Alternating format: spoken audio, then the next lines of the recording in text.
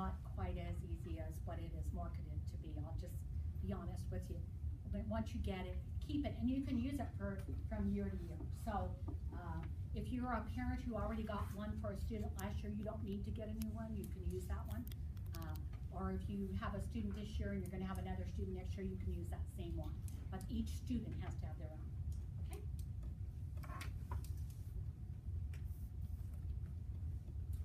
So what happens? You send it in, and you will get back what is called a student aid report. You need to review that. They're going to send you an email, so be sure and be checking your email that you. It'll advise you to go out and take a look at all your results from your FAFSA, and when you do that, you go back out to that same site where you entered all your information. Okay. So be sure and look at it for accuracy. So here's my other example. I had a kiddo who should have been Pell Grant eligible and got to looking into his situation. He entered, because he got a little heavy on the zeros, 300,000 for his income. He made 300.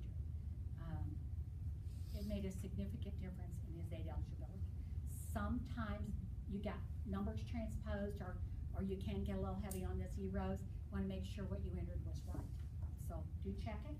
And if you made a mistake, you are allowed to go back in and change.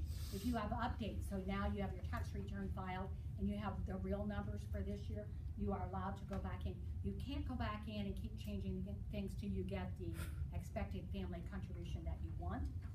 You'll get caught every time. It happens, but you can't do that. You'll get selected for verification, and then we'll be looking, but it does happen. So, not a good idea. Not a good idea. Okay. So you make your corrections. You click on the correction button, and you'll still need to put in your FSA ID again to when you submit it. Okay. Processing. So we also, any school, so you can put on about 10 different schools. If you're still shopping, send it to every single school. We'll get it, and just know that most of us don't download that information real early, so don't be alarmed when you haven't heard from us, but we will get back with you. And then we talked about that we may request, if you're selected, some schools select everybody, some schools select for certain things. My school, we only select you if you're selected. So if the central processor, the Department of Ed selected you, we have to review you before we give you federal aid. It's the rules, and so we're going to be asking you for information. Just submit it, and let's get you moving on down the road so you know how much money you're going to have. Okay. So these are some things that you might be asked to provide proof of, and whatever they ask you for, please provide it as quickly as possible. If you have a question about that, call the school right away and get a clarification so that you can get your award letter as early as possible. Okay?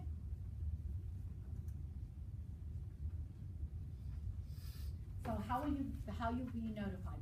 Some schools still send out paper, and you've got to acknowledge and send it back. You might get a postcard directing you to a website. It might come to you in an email. So students, early on, figure out what your email is for that school, and usually they'll send you then to a school portal, and that's usually how they're going to communicate with you, is through the email that's assigned to you by the school. So begin to start checking those. You might also hear from professors and other folks, so be sure and check that regularly. Okay. Special circumstance. So this is something that still happens. Everything you put on your FAFSA, everybody across the country puts in the same information. You can't put in personal things. So I lost a job. We've really had some big medical thing, and our portion of that we paid is really big, and it's kind of depleted some money that I might have had. You need to contact the aid office where you're going to go to school and find out if they can do a review for you. No school is required to do a review, and some schools do it only for very specific reasons. So you're going to need to know what's going to happen. Loss of child support might be one of those things. My kiddo's aged out, no longer getting child support. That was reflected in the income, my untaxed income that I had to submit, but I might not be getting that any longer. So that would be a reason. Not saying every school will look at that, but those might be some examples. And when we do a review, it can make a difference. It might make a difference in that you're eligible for subsidized loan now, and you were only eligible for unsubsidized before that. It doesn't always make you Pell Grant eligible, so we don't want to make that promise that by doing that you would get a grant, okay? So, SALT, this is one of the things, this is actually this is an employee estate thing, but I would encourage you to go out and take a look at SALT money. This is for parents as well. There's all kinds, this is something you can use lifelong. So you set up your account, this has some really good scholarship kind of search things, and they keep on top of those, so you know the links work and they're reputable and that kind of thing. And there's budgeting, there's all kinds of things. SALT just stands for, that was the earliest form of payment, was SALT. That's what people bartered with, was SALT. So that's really what it is. It's free to you. My office is absorbing the cost, but we want as many folks as possible being able to benefit from that, and that's why we're able to offer it even if you're not our student. Please go out and take a look at that. I think there's one other thing that I maybe didn't cover this year, and I should, because we're just about to the end there, is whose information do I use when I complete the FAFSA? So again, I use my family as an example. So Walt and I were blessed to find each other, but we had both been married before. And we each had a child who went to college. And because they lived with us, we used our information, not their other biological parent. So that's what makes, that's whose information you use. So if you live with mom and stepdad, that's whose information you use. You live with dad and stepmom, that's whose information you use. I live with my mom and my mom is not remarried, or I live with my dad and my dad is not remarried. I don't have to get the other parent. So the very first criteria that it looks at is who did you live with the most. In this day of shared custody, we hear, you know, their time was equal. If you can't resolve that one odd day of where they really were the most, then the next thing you have to go to is who provided the most support. So it will tell you who you use. So let's say I lived with my aunt and uncle. It was informal, no court papers. I was never in legal guardianship or in any of those kinds of things. Just for whatever reason, my parents couldn't raise me. And so I was raised by my aunt and uncle. You do not use your aunt and uncle's information. In that case, you would probably classify yourself as homeless. And you do have a homeless liaison at your school who will certify. So for the very first year, you have someone who can certify that you were, you didn't really have a home with your parents. You can also, in that case, live with your parents, and maybe you're living with your grandparents, because for my family has fallen on hard times and we don't have another place to live. So that, but homelessness can change, particularly when you're with your parents. You may not be able to say that the next year. I would, if I were going to make a recommendation about that, and I'm a student who's always lived with my aunt and uncle, I would go to that aid office and see if there's a way we can look at making you independent, clear on down the road. That's the closest you're going to be able to get to having documentation, because all schools, we have to have documentation. So of what constitutes that. So there are ways to help students who, you know, maybe your aunt and uncle have been really kind to raise you up this far, but they just aren't people who are going to be able to help you with college. And all of these kind of things happen. So we do want to, so that's the opportunity to look at folks individually. So if you happen to have a situation, talk to your aid officer about that and see what might be done. In all cases, you have to be then selected for verification if you were not, and we'll be requiring additional documentation. Okay? So, there is no College Goal Sunday. If you've been, tuned into that before, gone to a College Goal Sunday, that is something that is no longer happening across Kansas. But there are some FAFSA completion, sites. There will be, after January 1, there's going to be information on CASFA.org, and it might, if you need some help, there might be a place that's close to you that's gonna hold a FAFSA completion session. At the very least, if you're near the school where you're going to attend, go and get some help. If you're near a school that you're not going to attend, they should be able to help you as well.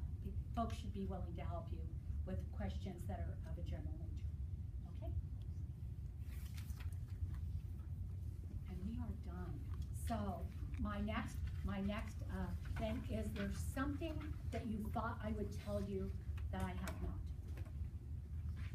Because if you still have a burning question, I would like to answer that for you if I can. I've got some. Yes, sir.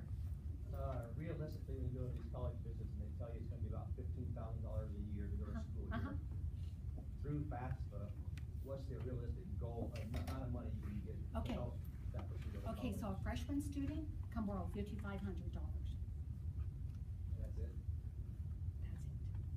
That's what a freshman student can borrow. If a parent is denied a PLUS loan, there's additional money they can borrow in their own name. If you happen to be Pell Grant eligible, then that is based on that expected family contribution. Hopefully a student has scholarship money that they can apply towards that bill as well. So 15,000 might be the hard cost. That's what you're talking about. That's tuition and fees, room and board. You know, not every school has room and board, depending on where you're going. That room and board might be at home. So maybe you're going to a technical school that doesn't have a residence hall. You still have to live someplace, so that's why it's included. That's why it's included in your cost of attendance. But that might not be an amount you pay to the school. Some schools have that you're required to live on campus your first year, and in that case, then you would have that residence hall room and board fee that you would owe to the school. Other questions, sir?